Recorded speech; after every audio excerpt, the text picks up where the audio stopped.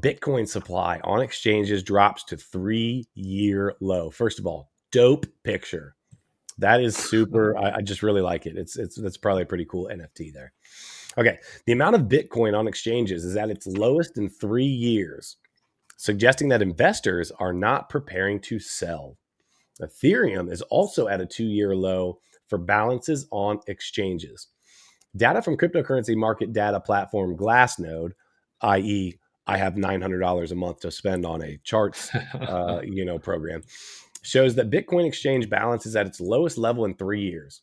The balance held in exchanges is at 2.46 million BTC as of late October 2021, compared to quarter 2 of 2021 when the exchange balance was over 2.47 million BTC.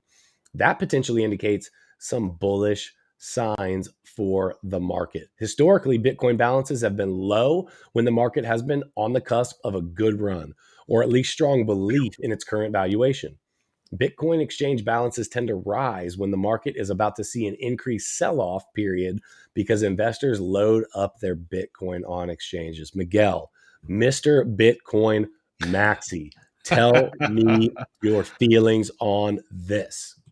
Yeah, so it's simple, right? It's showing that people are not willing to sell their Bitcoin.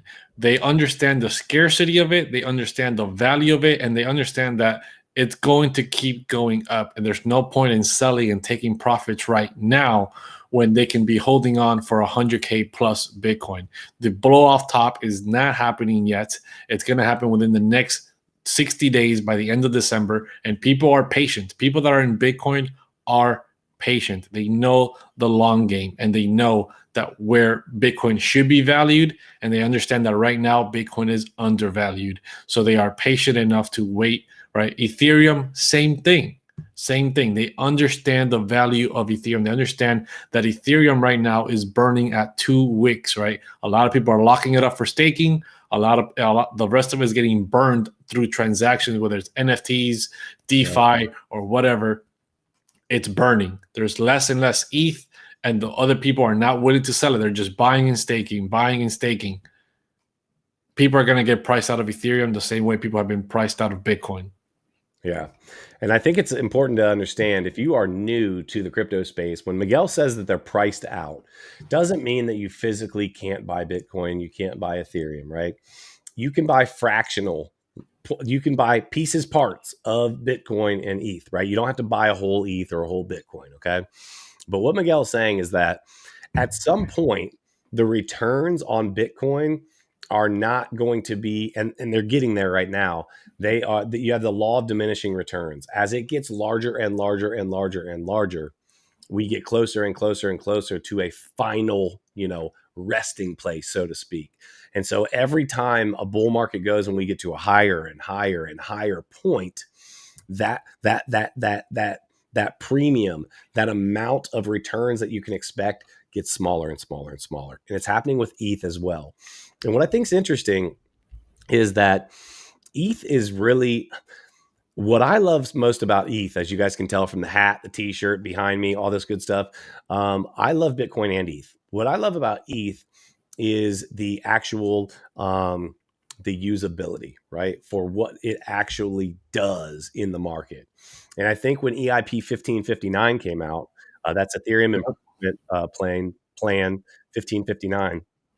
Basically, it is burning some ETH on every transaction.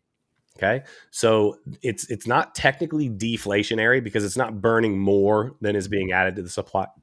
Excuse me, but it has put a deflationary aspect on the charts, right? And it's limiting the supply out there. Yes, it has affected the supply a lot. And we have, obviously, supply and demand economics. This should be pretty simple for anyone to understand. If we have less supply and a lot of demand, what happens? That's literally with anything in life. If there's no gasoline and you got a whole bunch of vehicles that need gas, what do you think the price of gasoline is going to look like? Yeah, what happened earlier in 2020, right? When nobody was driving because the fog around the world took everybody out and nobody could go to work. Nobody was using gas, so Too much gas, no yep. demand, right? Too much supply, no demand. Gas prices were down, and oil was people were literally giving away oil in the stock market because they could not hold it. They were just giving it away for free. They were paying you to go take the oil, to go take the physical oil. Yeah, it literally says ETH balances on exchanges are at a 2-year low of 14.4 million ETH, which again bodes well for the market. The market appears to be in a good position, consolidating at current price levels at over 60,000 and 4,200 respectively. Bitcoin and ETH have risen sharply since the end of September 2021, where both were approximately 42,000 and 2,900, right?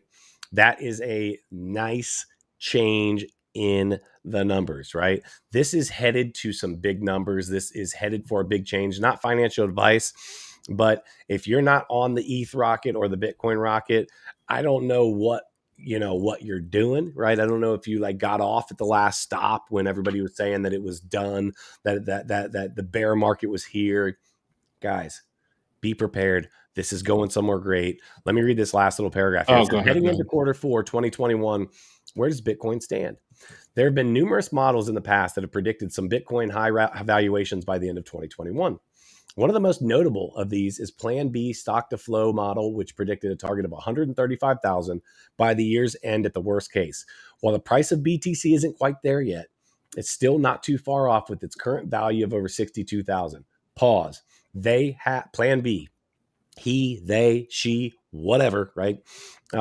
Had a prediction at the end of October for 63,000. I think we closed out October at like 60 and some change, or 61. Was literally within a couple percent, right? So slightly longer prediction periods, like to put forward by Tim Draper, have Bitcoin's price target at 250K by 2023. But the market is fickle and tends to move at a whim, but seemingly always forward. Bitcoin and the market in general tend to rise in quick bursts, as bullish prices in the past have shown. It could very well be that BTC will experience a sudden bull rally to reach that figure, which I think is going to happen.